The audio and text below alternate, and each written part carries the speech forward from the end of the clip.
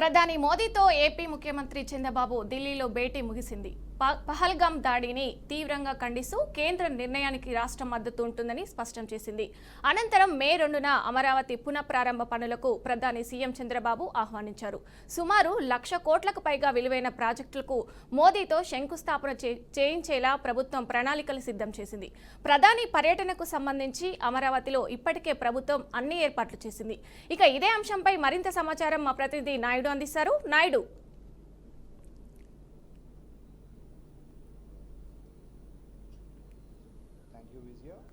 AP CM Chandrababu Naidu సతీ సమేతంగా ఢిల్లీ అయితే పయనమైన పరిస్థితి మనకి కనిపిస్తుంది.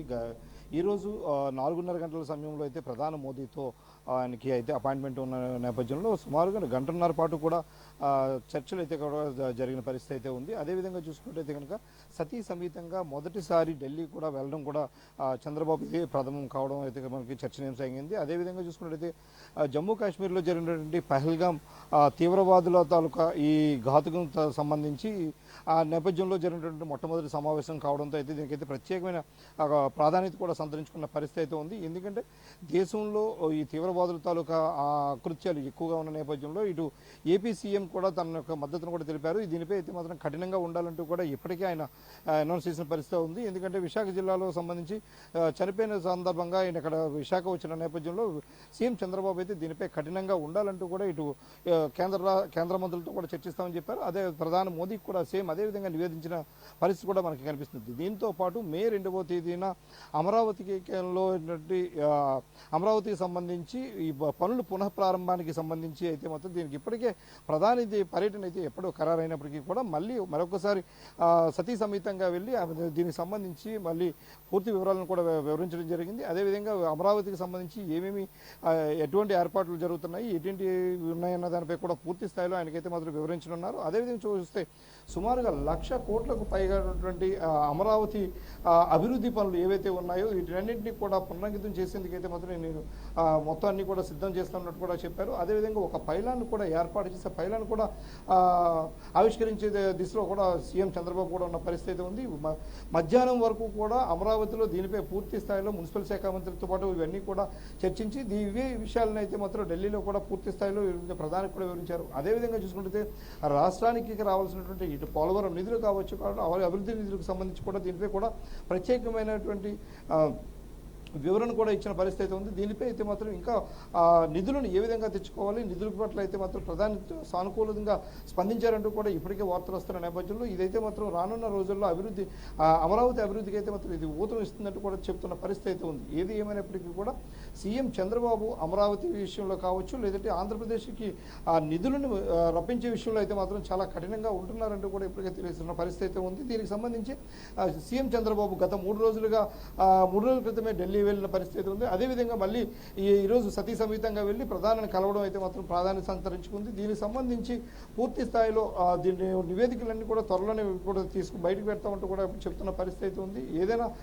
ఏదేమైనప్పటికీ కూడా సీఎం చంద్రబాబు అయితే మాత్రం రాష్ట్రాన్ని అభివృద్ధి పదంలో నడిపించేందుకు తన వంతు ప్రధాన కీలక భూమిక పోషించడంలో మాత్రం ఖచ్చితంగా మనం చెప్పుకోవచ్చు. విజయ, థ్యాంక్ యూ నాయుడు. ఆంధ్రప్రదేశ్ ఉప ముఖ్యమంత్రి పిఠాపురం ఎమ్మెల్యే పవన్ కళ్యాణ్ తన నియోజకవర్గ అభివృద్ధిపై ప్రత్యేక దృష్టి సారించారు. ఇందులో భాగంగా పిఠాపురంలోని ప్రభుత్వ ఆసుపత్రిని 100 పడకల స్థాయికి పెంచుతూ చేపట్టిన నిర్మాణ పనులకు ఆయన శంకుస్థాపన చేశారు. ప్రస్తుతం 30 పడకలతో ఉన్న ఈ ఆసుపత్రిని అప్గ్రేడ్ చేయనున్నారు. ఈ శంకుస్థాపన కార్యక్రమానికి Pithapuram TDP in charge SVSN Varma కూడా హాజరయ్యారు. మరోవైపు ఉప్పాడలో టీటీడీ కళ్యాణ మండపానికి, చేబ్రోలు, గొల్లపురంలో పలు ఆలయాలకు శంకుస్థాపన చేశారు పవన్ కళ్యాణ్. రైట్, ఇదే అంశానికి సంబంధించిన పూర్తి సమాచారాన్ని మా ప్రతినిధి నందిని అందిస్తారు. నందిని, చెప్పండి. ఏదైతే డిప్యూటీ సీఎం పిఠాపురం పవన్ కళ్యాణ్ అయితే ఎన్నికల ముందు ఏదైతే ఆ పిఠాపురం ప్రజలకు హామీ ఇచ్చారో ఒక్కొక్క హామీని కూడా నెరవేర్చుకుని వెళ్తున్నారన్నది కూడా ఈ రోజు జరిగిన పలు కార్యక్రమాలకు ఉదాహరణని చెప్పండి. ఎందుకంటే ఈ 9 నెలల కాలంలోని సుమారు ఒక్క పిఠాపురం నియోజకవర్గానికి డిప్యూటీ సీఎం పవన్ కళ్యాణ్ అయితే దాదాపు 100 కోట్ల పనులు ఇక్కడ శంకుస్థాపన. ముఖ్యంగా ఏదైతే పిఠాపురాన్ని టెంపుల్ సిటీగా తీర్చిదిద్దుతానని ఆనాడు ఏదైతే హామీ ఇచ్చారో అదే దిశగా ముందుకు వెళ్తున్నారని చెప్పాలి. ఈ రోజు టీటీడీ కళ్యాణ మండపాన్ని కూడా ఎకరం స్థలంలో అయితే ఈ రోజు శంకుస్థాపన చేశారు. అయితే ఇక్కడ చెప్పుకోదగిన విషయం ఏంటంటే శంకుస్థాపన చేసి ఇలా పిఠాపురం వెళ్లారో లేదో ఈ లోపలని శిలాఫలకాలు ఏవైతే ఉన్నాయో శిలాఫలకాలను అధికారులు తీసివేసిన పరిస్థితి అయితే ఉంది. ఎందుకంటే ఇప్పుడు మనము ఒక శంకుస్థాపన చేశామంటే అక్కడ శిలాఫలకాన్ని ఆవిష్కరించినప్పుడు అది శాశ్వతంగా శిలాఫలకం అక్కడ ఉండవలసిన పరిస్థితి అయితే ఉంటుంది. కానీ అధికారులు మాత్రం అక్కడ శిలాఫలకాలను కూడా తీసివేశారు. అలాగే ఏదైతే డిప్యూటీ సీఎం పవన్ కళ్యాణ్ అక్కడ కొబ్బరికాయ కొట్టారో ఆ కొబ్బరికాయ కొట్టిన స్టోన్ ఏదైతే ఉందో ఆ స్టోన్ కూడా జగన్మోహన్ రెడ్డికి సంబంధించి జగనన్న భూ రక్షణ స్టోన్స్ ఉండే. ఆ స్టోన్స్ ని తీసుకొచ్చి అక్కడ పెట్టడము, దానికి పసుపు రాయడంతో దాని మీద కూడా కొబ్బరికాయ కొట్టారు. దీనికి ఒక పలు విమర్శలు కూడా బయటకు వస్తున్నాయి. అయితే ఈ స్టోన్స్ ఏదైతే శిలాఫలకాలు తొలగించడంతో అక్కడ ఉన్న స్థానిక మత్స్యకారులు కూడా దీనిపై ఆగ్రహం వ్యక్తం చేస్తున్న పరిస్థితి అయితే నెలకొంది. అయితే అనంతరము ఆయన అక్కడి నుంచి కూడా ఏదైతే అంబేద్కర్ భవన్ లోని దాదాపుగా ఈ రోజు కుట్టు మిషన్లు మహిళలకు ఏదైతే శిక్షణ ఇచ్చి కుట్టు మిషన్లు ఇస్తున్నారో దానికి సంబంధించి కుట్టు మిషన్లు కూడా మహిళలకు ఆయన చేతుల మీదుగా అందజేశారు. అలాగే రైతులకు 50% సబ్సిడీ రాయితీ మీద ఇస్తున్న పరికరాలు ఏవైతే ఉన్నాయో పరికరాలను కూడా పూర్తి స్థాయిలో కూడా వాళ్ళకి అందజేశారు. అయితే ఈ రోజు పిఠాపురంలోని పవన్ కళ్యాణ్ ఏదైతే షెడ్యూల్ ఉందో షెడ్యూల్ ప్రకారం ఫస్ట్ షెడ్యూల్ రచ్చబండ కార్యక్రమం పెట్టాలి, ప్రజల యొక్క సమస్యను తెలుసుకోవాలని కూడా నిర్ణయించుకున్నారు. అయితే పవన్ కళ్యాణ్ కొంచెం బ్యాక్ పెయిన్ ఉంది, దానివల్ల ఈ రచ్చబండ కార్యక్రమాన్ని ఆపేస్తున్నామని మళ్ళీ అధికారులు చెప్పడం జరిగింది. కానీ ఈ రోజు ఏదైతే పవన్ కళ్యాణ్ 100 పడకల హాస్పిటల్ కి శంకుస్థాపనకు వచ్చారో అక్కడ కొంతమంది పవన్ కళ్యాణ్ తో తమ సమస్యలు చెప్పుకోవడానికి వచ్చినప్పటికీ కూడా పవన్ కళ్యాణ్ తమ సమస్యలు వెళ్ళలేదని కొంతమంది నిరాశగా వెనక్కి వెళ్ళిన పరిస్థితి అయితే ఉంది. కానీ ఖచ్చితంగా రచ్చబండ పెట్టి ఉంటే స్థానికంగా వారు ఎదుర్కొంటున్న సమస్యలు, అక్కడ జరుగుతున్న పరిణామాలు, రాజకీయ పరిణామాలు కావచ్చు, లేదంటే రైతులు ఎదుర్కొంటున్న సమస్యలను కూడా తెలుసుకునే అవకాశం ఉంటుంది. కానీ రచ్చబండ లేకపోవడంతో కొంతమంది నిరాశగా వెనుదిరిగిన పరిస్థితి ఉంది. టోటల్ గా 100 కోట్ల శంకుస్థాపనలు అయితే చేశారు. ఈ ఒక్క రోజు దాదాపుగా 20 కోట్లతో అభివృద్ధి పనులు అయితే శంకుస్థాపన చేశారని చెప్పాలి. ముఖ్యంగా ఏదైతే తాను ఎక్కడ ఉన్నా సరే ఎప్పుడు కూడా పిఠాపురం ప్రజల కోసం ఆలోచిస్తాను, పిఠాపురం అభివృద్ధి కోసం ఆలోచిస్తాను, ఏదైతే నేను గతంలో హామీ ఇచ్చానో హామీని నెరవేర్చుకుంటూ ముందుకు వెళ్తున్నానని ఈ రోజు ఏదైతే ఆయన మీడియా ముఖంగా కూడా మాట్లాడిన పరిస్థితి ఉంది. ముఖ్యంగా ఒకప్పుడు ఇదే పిఠాపురంలో ఆయన బహిరంగ సభలో ఒక మాట అన్నారు. పిఠాపురంలోని ఏదైతే పోలీసు సంబంధించి రక్షణ చర్యలు కరువయ్యాయి, ఇక్కడ పోలీసులు పూర్తి స్థాయిలో పని చేయట్లేదని అప్పుడులో ఆయన చేసిన కామెంట్ కి ఈ రోజు కూడా దానికి పరిస్థితులన్నీ కూడా సర్దుమణిగాయి. మరింత ఇంకా ముందుకు వెళ్ళాలి, భద్రత పెంచాలి, ఏదైనా సరే ప్రజలకి మరింత మేలు జరిగే విధంగా, ప్రజలకు హాని లేకుండా ప్రతి విషయంలో కూడా ముందుకు వెళ్ళాలి, పోలీసులు కూడా దానికి సహకరించాలంటూ కూడా ఆయన కొన్ని వ్యాఖ్యలు కూడా చేశారు. అంటే తాను ఎక్కడున్నా సరే తన అనుచరులతో కూడా ఇక్కడ కార్యక్రమాలు జరిపిస్తూ ఉంటానని చెప్పారు. ముఖ్యంగా పిఠాపురంలో రైల్వే లైన్ కి సంబంధించి ఇటీవల కాలంలోనే కేంద్ర మంత్రితో కూడా మాట్లాడడం జరిగింది. ఆయన కూడా సానుకూలంగా స్పందించారు. ఎట్టి పరిస్థితుల్లో పిఠాపురంలోనే భారతదేశంలోనే ఒక అగ్రగామిగా ఒక మంచి నియోజకవర్గంగా తీర్చిదిద్దుతానైతే హామీ అయితే ఇవ్వడం జరిగింది. ఇటీవల కాలంలోనే ఎమ్మెల్సీగా నియమితులైన కొన్నివేల పవన్ కళ్యాణ్ వాళ్ళ బ్రదర్ ఎవరైతే ఉన్నారో నాగబాబు కూడా కొన్ని కార్యక్రమాలు కూడా శంకుస్థాపన చేశారు. అయితే ఇటీవల కాలంలో పిఠాపురంలో పలు రాజకీయాలు చూస్తున్నాము, జరుగుతున్న రాజకీయ పరిణామాలు చూస్తున్నప్పటికీ కూడా వర్మ విషయంలో ముఖ్యంగా చూసుకున్నట్లయితే ఈ రోజు వర్మకి ఆహ్వానం ఉన్నప్పటికీ వర్మ వచ్చిన తర్వాత వర్మతో పాటు ఆయన అనుచరుని లోపలికి ఎలా చేయకపోవడంతో వర్మ అలిగి వెళ్ళిపోవడంతో మళ్ళీ పవన్ కళ్యాణ్ తానే స్వయంగా వర్మకు ఫోన్ చేసి పిలవడంతో మళ్ళీ వర్మ కార్యక్రమానికి రావడము, ఏదైతే 100 పడకల హాస్పిటల్ శంకుస్థాపన కార్యక్రమంలో పవన్ కళ్యాణ్ పక్కనే వర్మను పెట్టుకొని ఆ కార్యక్రమాన్ని కూడా నిర్వహించారు. త్వరలోనే ఇక్కడ ఎటువంటి విభేదాలు లేకుండా అందరూ కలిసికట్టుగా పని చేసుకునే విధంగా కూడా ఆఫ్ ది రికార్డ్ వర్మతో కూడా మాట్లాడే యోచన పవన్ కళ్యాణ్ తెలుస్తుంది. Right, thank you Nandini. ఉమ్మడి కర్నూలు జిల్లాలో మైనింగ్ మాఫియా పేట్రేగిపోతోంది. మామూళ్ల మత్తులో పడి మైనింగ్ అధికారులు పడటంతో నియమ నిబంధనలు కూడా ఉల్లంఘించి ఇష్టానుసారంగా కొండలు గుట్టలను క్వారీ యజమానులు తవ్వేస్తున్నారు. 100 అడుగుల లోతుల్లో భారీ బ్లాస్టింగ్లు చేస్తున్నారు. అనుమతి మేరకు కాకుండా హద్దులు చేర్పేసి కొండలు కొల్లగొడుతున్నారనే ఆరోపణలు బహిరంగంగా ఉన్నప్పటికీ కూడా అధికారులు నిమ్మకు నీరెత్తినట్లుగా వ్యవహరిస్తున్నారనే విమర్శలు కూడా ఉన్నాయి. కర్నూలు పరిధిలోని ఉలిందకొండ, తడకనపల్లి గ్రామాల పరిధిలో అయితే మైనింగ్ మాఫియా ఆగడాలపైన జిల్లా కలెక్టర్కు సదరు గ్రామస్తులు ఇటీవల ప్రజా సమస్యల పరిష్కార వేదికలో ఫిర్యాదు చేయగా కలెక్టర్ స్పందిస్తూ 3 రోజుల్లోగా నివేదిక ఇవ్వాలని మైనింగ్ డిప్యూటీ డైరెక్టర్ను ఆదేశించారు. అయితే నెల రోజులు గడిచినా కూడా కనీసం క్షేత్రస్థాయిలో మైనింగ్ ప్రాంతాన్ని అధికారులు పరిశీలించకపోవడం చర్చనీయాంశంగా మారింది. ఇప్పటికైనా జిల్లా యంత్రాంగం మైనింగ్ మాఫియా పైన చర్యలు తీసుకోవాలని స్థానికులు కోరుతున్నారు. రైట్కి ఇదే అంశానికి సంబంధించి పూర్తి అప్డేట్స్ మా ప్రతినిధి బస్వరాజ్ అందిస్తారు. బస్వరాజ్, కర్నూలు జిల్లాలో ఏదైతే మైనింగ్ మాఫియా పెట్రోల్ కొట్టిన పరిస్థితులు కనిపిస్తావు అంటే అడుగడుగున ఆ నిబంధనలను ఉల్లంఘిస్తూ ఏదైతే ఖనిజ సంపద లేదా సహజ సంపద దోచుకుంటున్న పరిస్థితులు ఉన్నాయి. అయితే ఇతరాజ్యంగా కొండలు తవ్వుతున్న నేపథ్యంలో మైనింగ్ అధికారులు నామమాత్రపు తనిఖీలు కూడా చేపట్టకపోవడం అనేక విమర్శలకు తావిస్తారు. ఎందుకు ఇలా జిల్లా అధికార యంత్రాంగం వాళ్ళ పట్ల ఏదైతే క్వారీ నిర్వాహకులు కావచ్చు, ప్రజల యజమానులు కావచ్చు, వాళ్ళ పట్ల ఉదాసీనంగా ఎందుకు వ్యవహరిస్తున్నారు, ఎందుకు చర్యలు తీసుకోలేకపోతున్నారు అనేది దానిలో ప్రశ్నగా మిగిలింది. అయితే గతంలో ఏదైతే కడకనపల్లి కావచ్చు లేదా ఉడిందుకొండ గ్రామస్తులు అయితే జిల్లా కలెక్టర్ కు ఫిర్యాదు చేయడం జరిగింది. పరిసర గ్రామాల ప్రజలు కావచ్చు, ఇళ్లు కావచ్చు, ఈ క్వారీల ద్వారా లేదా భారీ ప్లాస్టింగ్ల ద్వారా నష్టం వాటిల్తో ఉంది, ప్రమాదం పొంచి ఉంది. ఏ విధంగా చర్యలు తీసుకోవాలని ఛత్తీస్గఢ్లోని ఆబోష్మఠ్ అడవులను భద్రతా బలగాలు జల్లెడ పడుతున్నాయి. బీజాపూర్ జిల్లా పూజారి కాంకేడ్ మీదుగా చొచ్చుకెళ్తున్న బలగాలు హిడ్మాను టార్గెట్ చేస్తూ ముందుకు సాగుతున్నాయి. దీంతో ఛత్తీస్గఢ్పై మావోయిస్టులు పట్టు కోల్పోతున్నట్టు తెలుస్తుంది. మావోలు కర్రెగుట్టల మీదుగా తెలంగాణలోకి చొచ్చుకొచ్చే అవకాశం ఉండడంతో ఛత్తీస్గఢ్ కేంద్ర బలగాలు కర్రెగుట్టలను పూర్తిగా ఆధీనంలోకి తీసుకున్నాయి. ఇదిలా ఉంటే బలగాలు చుట్టుముట్టడంతో మావోయిస్టులు కీలక ప్రకటన విడుదల చేశారు. శాంతి చర్చలకు సిద్ధంగా ఉన్నామని మావోయిస్టు బస్తర్ ఇన్ఛార్జి రూపేష్ పేరుతో ప్రకటన విడుదల చేశారు. కర్రెగుట్టలో ఆపరేషన్ వెంటనే ఆపేయాలని విజ్ఞప్తి చేశారు. చర్చలకు అనుకూల వాతావరణాన్ని కల్పించాలని ఆ లేఖలో కోరారు.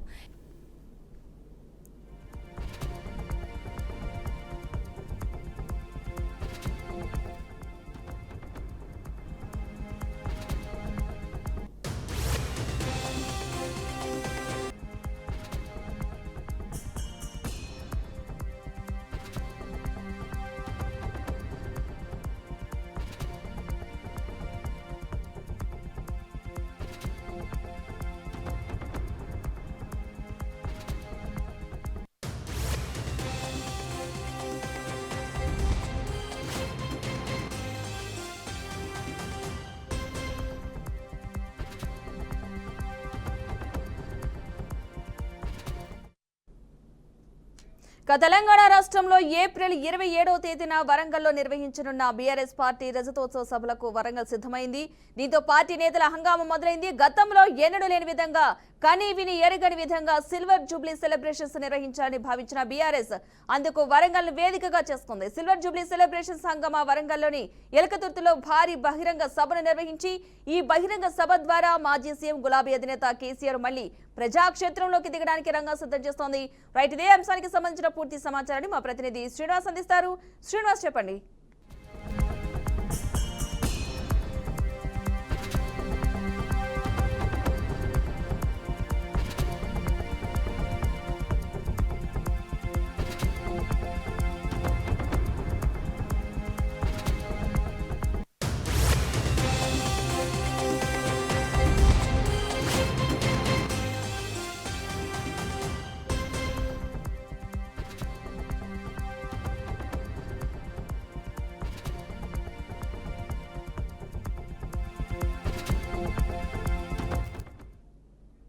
తెలంగాణ రాష్ట్రంలో ఏప్రిల్ 27వ తేదీన వరంగల్లో నిర్వహించనున్న బీఆర్ఎస్ పార్టీ రజతోత్సవ ఉత్సవాలకు వరంగల్ సిద్ధమైనట్టుగా తెలుస్తోంది. దీంతో పార్టీ నేతల హంగామా మొదలైంది. గతంలో ఎన్నడూ లేని విధంగా కనీ విని ఎరగని విధంగా సిల్వర్ జూబ్లీ సెలబ్రేషన్స్ నిర్వహించాలని భావించిన బీఆర్ఎస్ అందుకు వరంగల్ను వేదికగా చేసుకుంది. సిల్వర్ జూబ్లీ సెలబ్రేషన్స్ హంగామా వరంగల్లోని ఎలకతుర్తిలో భారీ బహిరంగ సభను నిర్వహించి ఈ బహిరంగ సభ ద్వారా మాజీ సీఎం గులాబీ అధినేత కేసీఆర్ మళ్లీ ప్రజాక్షేత్రంలోకి దిగడానికి రంగం సిద్ధం చేస్తోంది.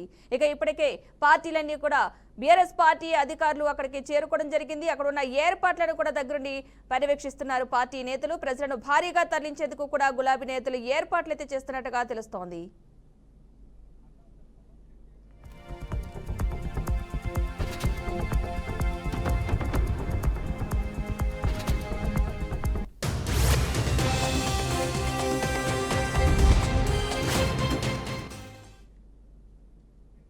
రైట్, శ్రీనివాస్, చెప్పండి.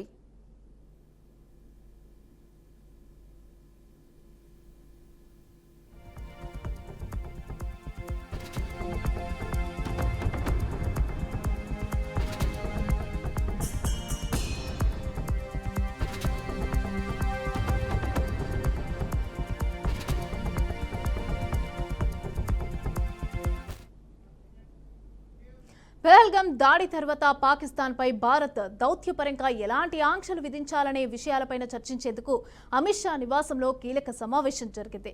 ఈ సమావేశంలో పలువురు ఉన్నతాధికారులు పాల్గొన్నారు. ఈ సమావేశంలో పాకిస్తాన్కు సింధు జలాల నిలిపివేతపైన చర్చ జరిగింది. అంతకుముందు పాకిస్తానీయులు 48 గంటల్లో దేశాన్ని వీడాలని కేంద్రం ఆదేశించింది. ఈ మేరకు ఆయా రాష్ట్రాల్లోని ముఖ్యమంత్రులతో కేంద్ర హోంమంత్రి అమిత్ షా మాట్లాడారు.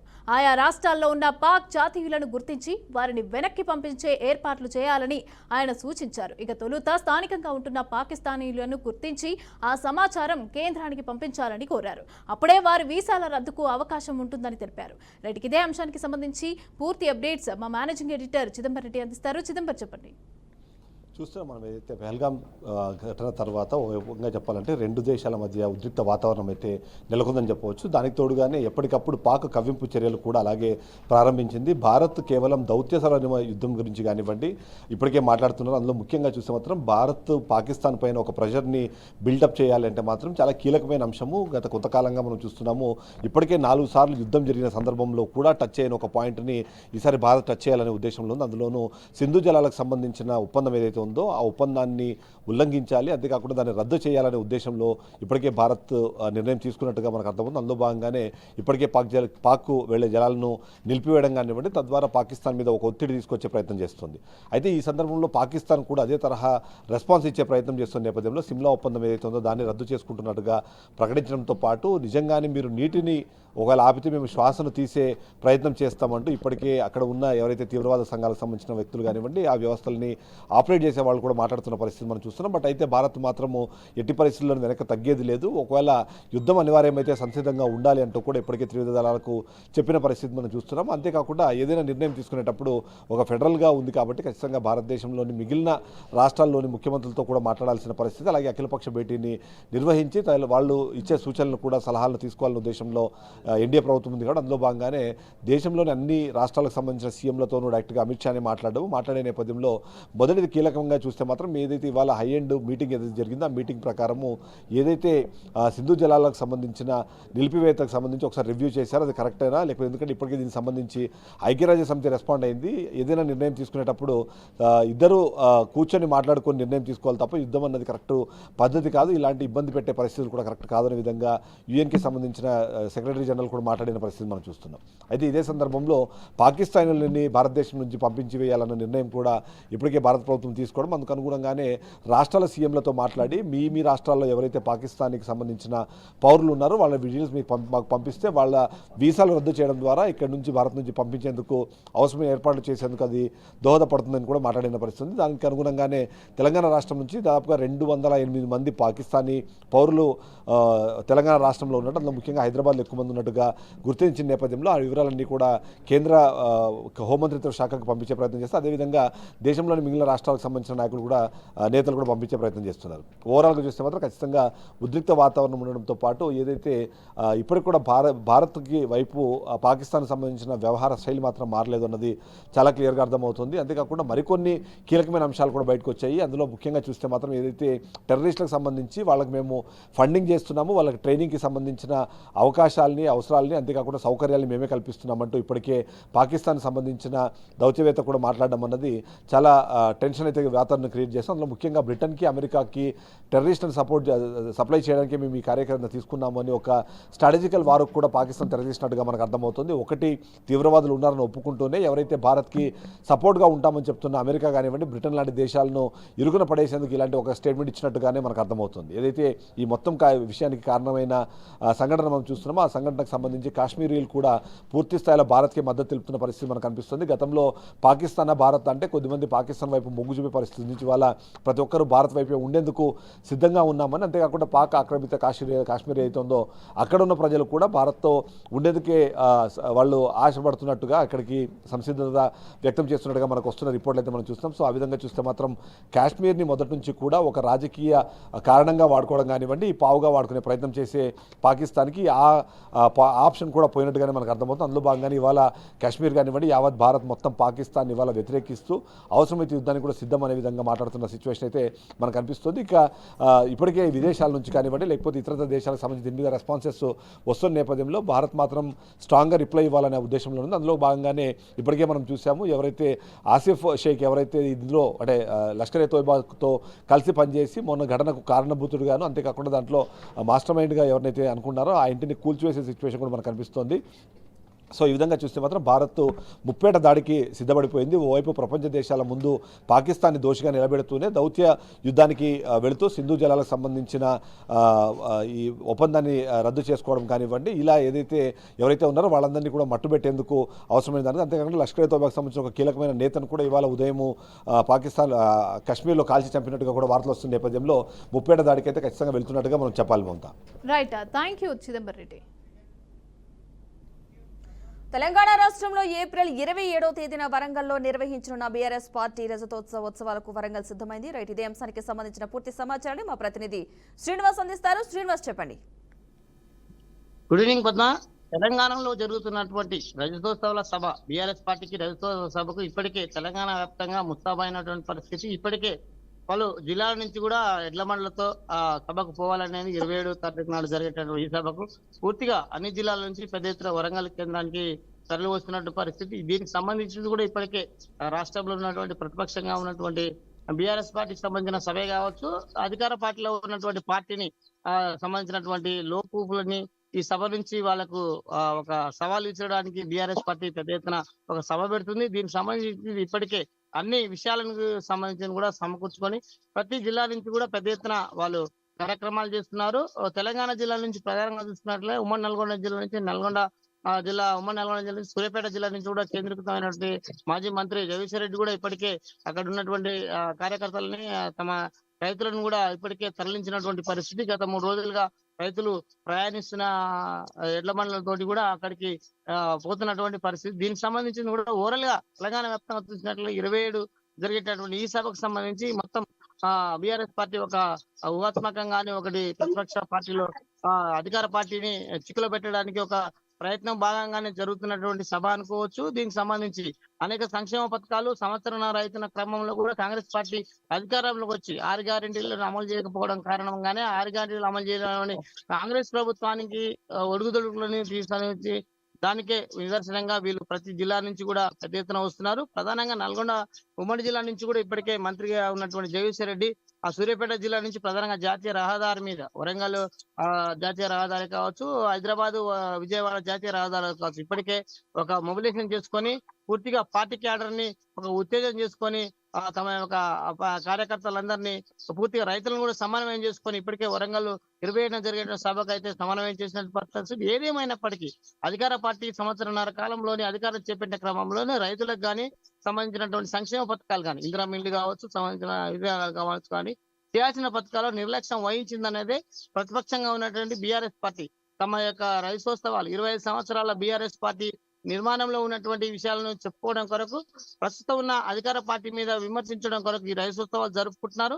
దీనికి సంబంధించి వరంగల్ కేంద్రంగా జరుగుతున్నటువంటి ఈ సభకు సంబంధించి పలు జిల్లాలే కావచ్చు, తెలంగాణ వ్యాప్తంగా ఉన్న జిల్లాలు కూడా మొబిలైజేషన్ చేసుకొని పూర్తిగా విమర్శించడం కొరకే కావచ్చు, అధికార పార్టీ చేయాల్సిన పనులు చేయలేదని వాళ్ళు చెప్తున్నారు. కానీ అధికార పార్టీ మాత్రం కేవలంగా 9 సంవత్సరాలు చేయలేని అభివృద్ధి సంవత్సరాలలో మేము చేసామని వారు కూడా చెప్తున్నారు. ఈ వేదిక నుంచి రేపు జరగాల్సినటువంటి సమావేశానికి సంబంధించినటువంటి కేటీఆర్ అన్ని చూస్తున్నాడు. కానీ సంబంధించిన సభలో ఏమి సందేశం ఇస్తారు, ప్రతిపక్షంగా వీళ్ళు ఏం చేయబోతున్నారు, గతంలో వీళ్ళు కాంగ్రెస్ పార్టీ ప్రతిపక్షంగా ఏమి డిమాండ్ చేసింది, ఈ విషయాలన్నీ 27న జరిగేటటువంటి వరంగల్ సభకు ప్రజలకు కూడా తెలంగాణ ప్రజలకు కూడా ఒక నిదర్శనం కానుంది. తెలంగాణ ప్రజలకు ఓవరాల్ గా వీళ్ళు మాత్రము ఉద్యమం పేరుతో ఏర్పడ్డ పార్టీ బీఆర్ఎస్ పార్టీ అని వీళ్ళు చెప్తున్నారు. కాంగ్రెస్ పార్టీనే తెలంగాణ సంబంధించినటువంటి విషయాలు రావడానికి పూర్తిగా సోనియా గాంధీ త్యాగం చేసిందని వీళ్ళు చెప్తున్న క్రమంలో కూడా ఇదంతా ఒక చర్చనీయాంశం జరిగింది. కార్యకర్తల సమన్వయం కొంత లోపం అయిందని బీఆర్ఎస్ పార్టీకి ఇప్పటికీ చెప్పవచ్చు. దీనికి సంబంధించి మాత్రం తెలంగాణ వ్యాప్తంగా ఒక చర్చ జరుగుతున్నటువంటి పరిస్థితి. Right, thank you Srinivas.